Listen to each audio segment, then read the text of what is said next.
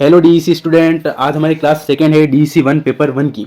पहले हमने first unit complete कर दी थी, आज हम सेकेंड यूनिट कंप्लीट करेंगे। इस यूनिट का हमारे पास टॉपिक है बाल विकास की मूलभूत संकल्पनाएं। इसमें हम थ्योरी प्लस एमसीक्यू देखेंगे, तो जो भी हो आप इसको एंड तक देखना, क्यों वो आपके पेपर के लिए बहुत महत्वपूर्ण है। आप सोचेंगे हम पेपर के 2 दिन पहले पढ़ के पास हो जाएंगे पर अच्छे मार्क्स नहीं ला पाएंगे। इसलिए हमें आगे से आगे की तैयारी करने के लिए हमें थ्योरी प्लस एमसीक्यू अभी से तैयार करना। मेरी क्लास फीस 10-15 मिनट की होती है मुश्किल से, उसमें आपका एक एक यूनिट कंप्लीट हो जाएगा और लास्ट में मैराथन लगा देंगे जिसमें भी आपको कोई दिक्कत नहीं होगी। अब हम टॉपिक के ऊपर चलते हैं। हमारे पास है विकास। विकास की परिभाषा क्या है? विकास क्या है? विकास केवल शारीरिक परिवर्तन है, यह जीवन भर चलने वाली प्रक्रिया है। इसमें हम अर्थ के हिसाब से देखते हैं। विकास से तात्पर्य व्यक्ति में होने वाले गुणात्मक, क्रमिक और प्रगतिशील परिवर्तन है। मतलब क्वालिटी, कैसा बंदा है, क्या है इसमें क्वालिटी, कैसी इस चीज का परिवर्तन होता है। व्यापकता क्या है? हमारे शारीरिक विकास के साथ साथ मानसिक, सामाजिक और संवेदनात्मक पक्ष भी सम्मिलित है। व्यापकता में हमारे पास सब चीजें सम्मिलित है, मानसिक, सामाजिक और संवेदनात्मक। आगे हम नेक्स्ट स्लाइड पे चलते हैं। हमारे पास वृद्धि और विकास के मुख्य अंतर क्या है? अब आपने सुना होगा कि वृद्धि और विकास क्या है। वृद्धि मतलब ग्रोथ है, जैसे इसमें हमारे पास शारीरिक और इसमें लंबाई, वजन, मतलब बाहरी रूप कैसा है बच्चे का, आपको उससे पता चलता है। और इसी जगह विकास का अर्थ क्या है? विकास में व्यवहार, परिपक्वता, भाषा, सोचने की क्षमता सुधारता है, कैसे बच्चा बातचीत करता है, समाज के साथ उठता बैठता है, ये चीज़ हमें पता चलती है। तो वृद्धि और विकास का अंतर हमेशा पूछा जाता है, इसलिए आप इस पर ध्यान दे सकते हैं। आप इसको समझ लीजिएगा, आप आराम से फोकस करके पढ़ भी सकते हैं, कोई दिक्कत नहीं है। मैं थोड़ा स्पीड से चल रहा हूँ, क्लास लंबी ना हो इसलिए। अब हमारे पास है थर्ड, मानव जीवन की प्रमुख अवस्था है। ये चीज़ भी हमें याद करनी पड़ेगी। इसको हमारे पास रटने की सिवा इस क्लास हमारे पास और कुछ है नहीं। पहले हमारे पास है मुख्य बहुत विभिन्न चरण हमारे पास। इसमें पहला है शैशवावस्था। ये जन्म से 2 वर्ष तक होता है। पूर्व बाल्यावस्था 2 से 6 वर्ष तक होता है। मध्य बाल्यावस्था 6 से 12 वर्ष तक होती है। किशोरावस्था 12 से 18 वर्ष तक होती है। वयस्कता मतलब अपने अडल्ट होते हैं ना उम्र में हमारे, तो इसमें हमारे 18 के बाद मतलब आप तब तक आपकी जीवन रेखा है उस टाइम तक। इसमें हमारे पास सबसे महत्वपूर्ण चीज़ ये है कि हमारे पास इसमें कोई कठोर विभिन्न रेखाएं नहीं बना है, विभाजन रेखा नहीं। ये मतलब थोड़ा ऊपर नीचे चलता है, सब बच्चों के अलग अलग परिवर्तन के हिसाब से चलता है। पर ये हमारे पास बेसिक एक एवरेज था कि आप देख सकते हैं। अब हमारे पास है विकास के प्रमुख क्षेत्र। एक तो है संज्ञानात्मक, तर्क और सोचने की समझ की क्षमता। संज्ञानात्मक क्या? तर्क, मतलब बच्चा कैसा सोचता है, क्या तर्क देता है किसी चीज को। सामाजिक और गत्यात्मक, हड्डियां, मांसपेशियां और मोटे स्किल्स, मतलब शारीरिक रूप से बच्चा कैसा विकसित है। अब है हमारे पास सामाजिक, दूसरों के साथ अंतर क्रिया और संबंध के साथ कौशल है, मतलब बच्चा सामाजिक तरीके से कैसे परिपक्व है, समाज के कैसे उठता बैठता है, लोगों से कैसे बातचीत करता है, अपने बड़ों का आदर करता है कि नहीं। ऐसे हमारे पास समाज में आती है, कुछ चीज़ें अच्छी हैं, कुछ चीज़ें बुरी, वो समझता है। संवेगात्मक, इमोशनल, भावनाओं को समझ लेंगे, उन्हें नियंत्रण पर पाने की होगी। जैसे कोई कुछ बोल देता है, कोई बच्चा बहुत जल्दी रिएक्ट करता है, कोई रोने लगता है, कोई इस पर ज़्यादा गुस्सा कर लेता है, किसी को कोई फर्क नहीं पड़ता। इस चीज़ को हम देखते हैं संवेगात्मक, इमोशनली। इसमें हमारे ये चीज़ हमें पहले हमारे घर से सीखी जाती है। अब है भाषाई, संवाद की भाषा सीखने की कला, मतलब किसी को आपने देखा होगी बहुत कोई अच्छी तरह से बात करता है, कोई इंट्रोवर्ट होता है, कोई एक्सट्रोवर्ट होता है, किसी को बात करना नहीं आता है बच्चे को, कोई किसी से डरता है बात करने में। और इसी मान अपन सेल्समैन को देखते हैं, सेल्समैन कितनी अच्छी तरह से अपन को समझा लेता है कुछ भी चीज़ लेने के लिए या बेचने के लिए। अब हमारे पास आगे बढ़ते हैं, हमारे व्यक्तित्व का अर्थ है। व्यक्तित्व क्या है? व्यक्तित्व कोई बाहरी दिखावा नहीं है, यह एक व्यक्ति के गुणों, सोच, तरीके, सामाजिक व्यवहार, उनकी भावनात्मक प्रक्रिया है, एक अनूठा मिश्रण है। मतलब वो सब एक व्यक्तित्व, एक व्यक्ति के अंदर सब मिक्स चलता है। मतलब व्यक्ति कैसा है, उसके सोचने के तरीके, ये सब हम बच्चों के लिए पढ़ रहे हैं। अब आगे बढ़ते हैं, बाल विकास के अध्ययन का महत्व। हम बाल विकास क्यों पढ़ रहे हैं, इसका कोई मुख्य अध्ययन का महत्व तो होगा, कोई इंपॉर्टेंस तो होगी ना। इसमें है व्यवहार में समझ। यह शिक्षकों के, अभिभावकों को बच्चों के व्यवहार के समझने में मदद करता है। मतलब इसलिए पढ़ रहे हैं, जैसे आप मान लो आपको बाद में टीचर बने या आप कहीं प्ले ग्रुप स्कूल स्टार्ट करोगे, तो आपको पता होना चाहिए कि ये बाल विकास से, मतलब बाल विकास से आप बच्चे को कैसे समझ सकते हैं, इसमें क्या दिक्कत है, क्या है। और नहीं भी तो आप अभिभावक तो बनेंगे ये, तो आप उस पर भी देख सकते हैं। विकास के स्वरूप क्या है? यह विकास के सार्वभौमिक नियमों को जानकारी देता है, मतलब हमें सब तरह से बच्चे के इर्द गिर्द सारी चीज़ें बताता है।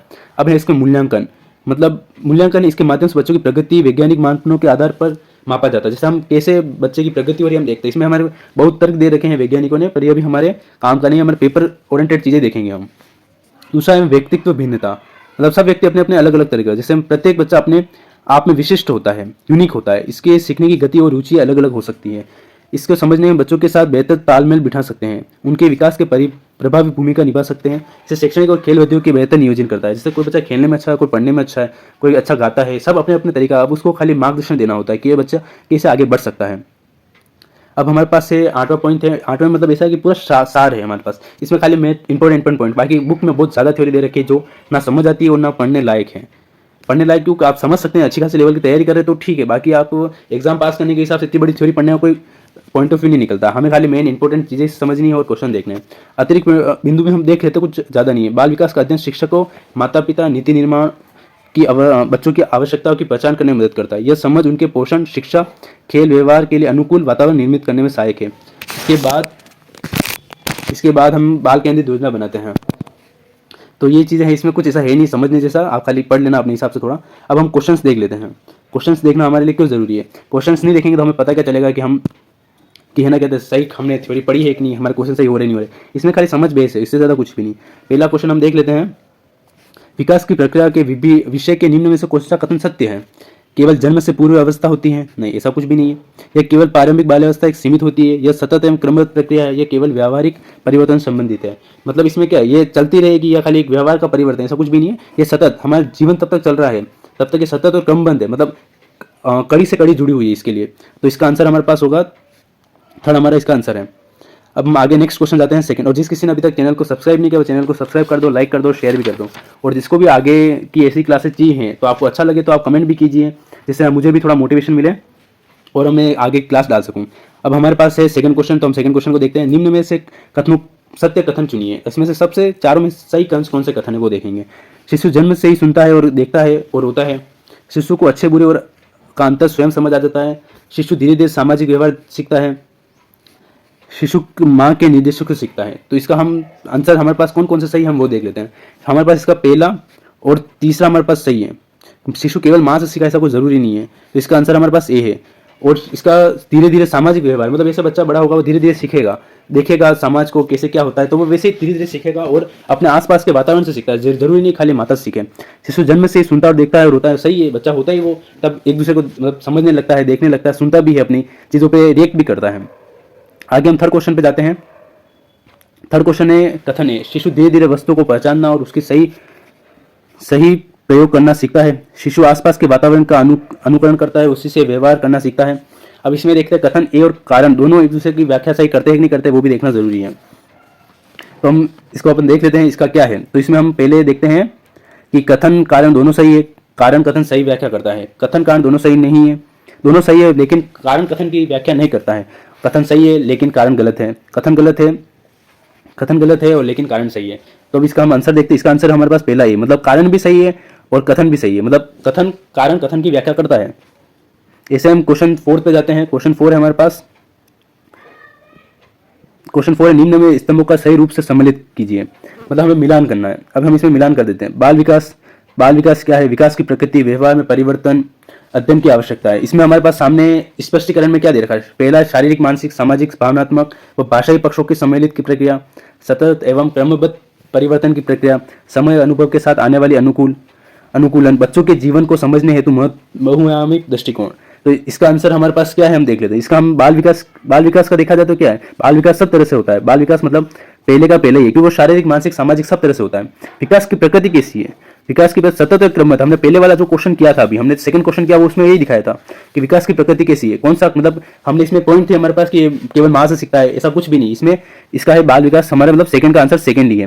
व्यवहार में परिवर्तन, समय अनुभव के साथ आने वाला अनुकूल, सही है। व्यवहार कब परिवर्तन होगा? जब हमारा समय चेंज होगा, हर चीज चेंज होती रहती है, जिससे हम समाज के साथ कैसे अनुकूल करते हैं, समय कैसा है, सब चीज पता रहती है। तो थर्ड का भी थर्ड आंसर है। अध्ययन की आवश्यकता है, बच्चों के जीवन को समझने हेतु बहुआयामी दृष्टिकोण, सही है। आपको अध्ययन बच्चों के जीवन को समझने के लिए बहुत जगह से अध्ययन करना पड़ेगा। हम हर तरह के अध्ययन करना पड़ता है, उसका मूल्यांकन करना पड़ेगा। सामाजिक इसका दृष्टिकोण कैसा है, भावात्मक, हर चीज से हमें देखना पड़ेगा। मतलब इसका आंसर हमारे पास है ब। इसका सही आंसर होगा हमारे पास ब वाला, मतलब पहले का पहला है, दूसरे का दूसरा है, तीसरे का तीसरा, चौथे का चौथा है। आगे आपको क्वेश्चन अच्छे लग रहे हैं, अच्छे लेवल के लग रहे हैं, इसमें आजकल कथन से और मिलान वाले क्वेश्चन ज्यादा आते हैं। इजी क्वेश्चन आजकल नहीं आते हैं। कोई भी कॉम्पिटिशन एग्जाम में लीजिए, ये क्वेश्चन आपको आगे कॉम्पिटिशन एग्जाम में भी काम करेंगे। एसटीसी का एग्जाम देंगे आप, शिक्षण अभिरुचि में ये ऐसे क्वेश्चन आते हैं, तर्क बेस्ड क्वेश्चन है ये। तो आपको अच्छे लग रहे हो तो लाइक कीजिए और चैनल को सब्सक्राइब कीजिए, और कोई डीसी वाला स्टूडेंट है उसको शेयर भी कीजिए। अब हमारे पास पांचवा क्वेश्चन, निम्न में से कौन सा कथन सत्य है? अब देखते हैं हमारे पास पहला कथन क्या, विकास एक ऐसी प्रक्रिया है जिसमें व्यक्ति लगातार अनुभव से सीखता है। विकास केवल बाल्यावस्था में होता है, युवा और प्रौढ़ावस्था में नहीं होता। लड़कों की तुलना में लड़कियों सामाजिक परिस्थितियों में तालमेल से अधिक क्षमता होती है। विकास के आरंभिक चरण शारीरिक होते हैं, लेकिन वह केवल शारीरिक नहीं होते हैं। अब इसमें हम देख लेते हैं इसमें कौन कौन सा सही है और कौन कौन सा गलत है। तब तक आप कमेंट में आप इसका आंसर बता सकते हैं कि इसका आंसर क्या हो सकता है आपके अनुकूल, आपके अनुसार। बाकी मैं तो बताने के लिए हूँ। इसका हम देख लेते हैं कि क्या क्या बोल रहा है। पहले हम देखते हैं विकास एक ऐसी प्रक्रिया जिसमें व्यक्ति का लगातार अनुभव सीखता है। सही बात है, व्यक्ति हमेशा अपने अनुभव से सीखता रहेगा। आप आज क्या कर रहे हो, कल क्या करोगे, इससे आपको कुछ ना कुछ नई चीजें सीखने को मिलेगी। तो पहला कथन तो सही है, तो मतलब आपका ऑप्शन ड द और ब तो कट गया क्योंकि इसमें पहला सही, तो आपके पास अब दो ही ऑप्शन है। एलिमिनेट करना आपको सीखना पड़ेगा आगे कंपटीशन एग्जाम के लिए। आप पेपर देंगे एमसीक्यू बेस, आपको एलिमिनेट ही करना पड़ेगा क्वेश्चंस को। अब हम देख लेते हैं इसका हमारे पास अब हमारे पास दो ऑप्शन, तो हम दूसरा ही देखेंगे सबसे पहले। दूसरा क्या है, विकास केवल बाल्यावस्था में होता है, युवावस्था और प्रौढ़ावस्था में नहीं। ये गलत बात है, ऐसा जरूरी नहीं बाल्यावस्था। आपके पापा भी आपको कुछ सीख ही रहे होंगे, ऐसा थोड़ी कि अब इनका सीखने का उम्र गई, ऐसा कुछ है ही नहीं, वो अभी तक सीखते हैं। बुढ़ापे में भी इंसान कुछ ना कुछ सीखता है। मतलब देखा जाए तो ये इसका तीसरा भी गलत है। तो मतलब हमारे पास एक ही ऑप्शन बचा है, ऑप्शन ए। तो इसे आपको एलिमिनेट कर करके आंसर आपको लगाने पड़ेंगे। आगे हम जाते हैं 6 क्वेश्चन पे। 6 क्वेश्चन हमारे पास है, निम्न में से कौन सा कथन सत्य है। मैंने सारे कथन वाले को लिए ज्यादातर और कथन कारण वाले लिए, क्यों हमें क्या है, ज्यादा इसमें ज्यादा थ्योरी कवर होती है और ज्यादा क्वेश्चन कवर हो जाता है। आगे हम देखते हैं क्या है, किशोरावस्था, बाल्यावस्था और वयस्कावस्था में बीच में संक्रमणिक अवस्था है। किशोरावस्था में शारीरिक और मानसिक परिवर्तन नहीं होता। किशोरावस्था में आत्मसम्मान और स्वतंत्रता की भावना विकसित नहीं होती। किशोरावस्था केवल जैविक परिवर्तन की अवस्था है, सामाजिक और मानसिक अवस्था नहीं है। इसको एक आप अपने हिसाब से भी एक बार पढ़िए, जिससे आपको खुद का तर्क भी एक बार सही हो, क्योंकि मैं तो आंसर बताऊंगा ही हूँ। तो आप इसको पोस्ट करके पढ़िए। चलो आपने पढ़ लिया होगा, अब मैं इसका आंसर बता देता हूँ। इसका हमारे पास आंसर क्या हो सकता है, किशोरावस्था, बाल्यावस्था और वयस्कावस्था के बीच संक्रमण की अवस्था है। सही बात है, हम जैसे बच्चे से बड़े होंगे, व्यस्त होंगे, तो हमें ये कड़ी है, तो ये सही बात है, हमारा पहला आंसर सही है। तो इसमें हम बी और डी तो हमारे पास ऐसे ही कट गया है। अब हम दूसरा देखते हैं, हमारे पास कौन सा है, दूसरा देखते हैं। किशोरावस्था में कोई भी शारीरिक और मानसिक परिवर्तन नहीं होता, ये चीज़ गलत है। किशोरावस्था में हमारा क्यों नहीं होगा, शारीरिक और मानसिक परिवर्तन होगा। हर एज में सब परिवर्तन होता है, जैसे हम, इसलिए हमारे पास तीसरा ऑप्शन भी गलत है। हमारे पास इसका आंसर होगा ए। अब तीसरा भी हम पढ़ लेते हैं, किशोरावस्था आत्मसम्मान और स्वतंत्रता की भावना तो विकसित होती है। सही बात है। तो हम आगे क्वेश्चन देखते हैं, निम्न में से कौन से कथन सत्य हैं। पहला है, वयस्कावस्था की आयु सीमाएं सांस्कृतिक और सामाजिक आधार पर भिन्न हो सकती है। और दूसरा है, भारत के प्रमुख पुरुष के लिए वयस्कता की कानूनी आयु 21 और महिला के लिए 18 वर्ष है। किशोर अपने माता पिता की हर बात बिना प्रश्न के स्वीकारते हैं। किशोर की समस्या सामाजिक समस्याओं की हो सकती है। इसका हमारे पास सीधा है, इसमें हमारे पास इसमें सारे ऑप्शन सही दिख रहे हैं, खाली हमें कोई गलत दिख रहा है तो तीसरा। क्यों, बच्चे किशोरावस्था में अपने माता पिता की बात नहीं सुनते, ज्यादातर वो अपनी हमेशा वो विरोधाभास में रहते हैं। तो इसका हमारे पास आंसर पहले ही होगा। बाकी सारी चीजें सही है, आप खुद पोस्ट करके पढ़ सकते हैं। इस पर हम ज्यादा टाइम ना देते हुए आगे वाले क्वेश्चन पे जाते हैं। आगे वाला क्वेश्चन है हमारे पास 8वां। हम देखते हैं हमारे पास क्या है, इनमें से कथन सत्य कौन से हैं। बाल सेवा संस्थान को संगठित करने की जानकारी इस पाठ्यक्रम में दी जाती है। ठीक है, बच्चों के अनुभवों से उनके भविष्य के व्यवहार की 100% भविष्यवाणी की जा सकती है। बच्चों के विकास पर अनुभवों के अलावा उनके स्वभाव और सामाजिक संपर्क भी प्रभाव डालते हैं। दो बच्चों की प्रक्रिया एक जैसी अनुभव पर समान होती है। ये थोड़ा टाइपिंग मिस्टेक। अनुसंधान बच्चों के लिए उपयोगी सेवाओं की आयोजना में सहायक होता है। अब इसका हम देख लेते हैं हमारे पास सही आंसर क्या है। आप भी अपने हिसाब से थोड़ा बताइए कि इसका सही आंसर क्या हो सकता है। तो आपको क्या लगता है इसका, आप कमेंट कीजिए इसका आंसर क्या होगा। अब मैं इसका आंसर बता देता हूँ। इसका आंसर हमारे पास क्या क्या है, हम देख लेते हैं। हमारे इसमें है कि हमारे पास पहला, बाल सेवा संस्थान संगठित करने की जानकारी पाठ्यक्रम दी जाती है। सही बात है, हमें बाल सेवा संस्थान में यही चीज़ें बताई जाती है कि हम जानकारी इकट्ठी कैसे करते हैं, बच्चों को कैसे सीखना है, ये चीज़ें हमारे पास होती है। तो इसमें ब और द तो वैसे कट गया है ऑप्शन, हमारे पास अब दो ही ऑप्शन रहे। अब इसमें हमें कन्फ्यूजन वाला है, तो हम देख लेते हैं। बच्चों के अनुभव उनके भविष्य के व्यवहार की 100% भविष्यवाणी की जा सकती है, कभी नहीं। आप नहीं देख सकते कि आज जो बच्चा कर रहा है जरूरी नहीं वो बड़ा होकर उस पर वो हमेशा अमल करेगा, ये चीज़ सही नहीं है। तो इसमें हमारे पास दूसरा भी गलत हो गया, हमारे पास खाली आंसर ए बचता है। तो इसका सही आंसर हमारे पास है ए। आपने क्या सही आंसर दिया था क्या, कमेंट बताइएगा। अब हमारे पास 9वां क्वेश्चन है। हमने सारे लेवल के क्वेश्चन लिए हैं, क्योंकि हमें पता है कि कथन कारण वाले ज़्यादा आते हैं, कौन से सत्य है कौन से गलत है। इसमें क्या हमारे एक साथ 5-6 क्वेश्चन सही हो जाते हैं, कवर हो जाते हैं, इसलिए हमने इस टाइप के क्वेश्चन लिए हुए हैं।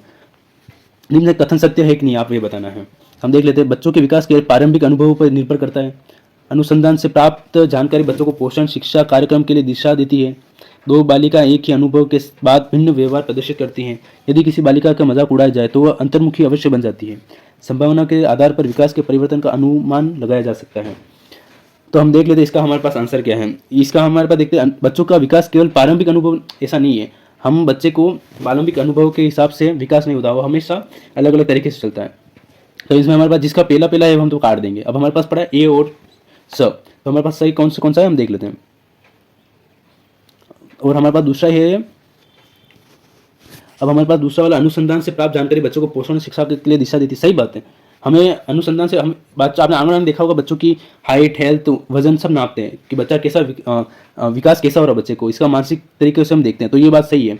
तो दो तो दोनों में है, तो हमें तीसरा ही पढ़ना ही पड़ेगा। दो बालिका एक ही अनुभव के बाद भिन्न व्यवहार प्रदर्शित करती है। सही बात है, दो बालिका एक ही अनुभव, आप दो घर में दो बच्चे एक ही जैसे, पर तो भी आप इनके सोच और इनकी बातचीत का अलग अलग प्रभाव पड़ता है।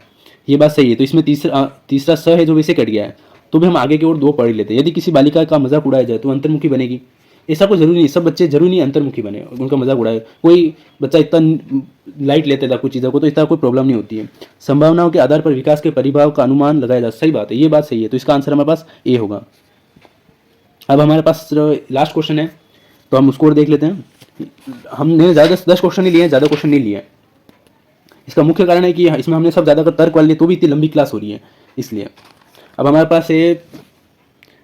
पास अब क्या कहते हैं 10वां लास्ट क्वेश्चन, कथन है किशोरावस्था के जीवन की सबसे चुनौतीपूर्ण अवस्था मानी जाती है। इस अवधि में शारीरिक, मानसिक, सामाजिक और भावनात्मक परिवर्तन अधिकतम होती है। ये बात सही है, क्यों किशोरावस्था ऐसी होती है तब उनको हर चीज़ गलत ही लगती है, कोई कुछ बोल देगा तो हर चीज़ गलत है, इनके लिए ये चीज़ एक्सेप्ट करना बहुत मुश्किल होता है। इसलिए किशोरावस्था को चुनौतीपूर्ण अवस्था बोला जाता है। और इसकी व्याख्या देखें, मतलब इसका कारण भी है, तो ये सही बात है, शारीरिक, मानसिक, सामाजिक, भावनात्मक परिवर्तन होता है, हर चीज़ में वो बदलते हैं। तो इसलिए हमारे पास इसका सही आंसर यही होगा, क्यों इसमें दोनों कथन और कारण दोनों सत्य और कारण है ना, कथन की व्याख्या भी करता है।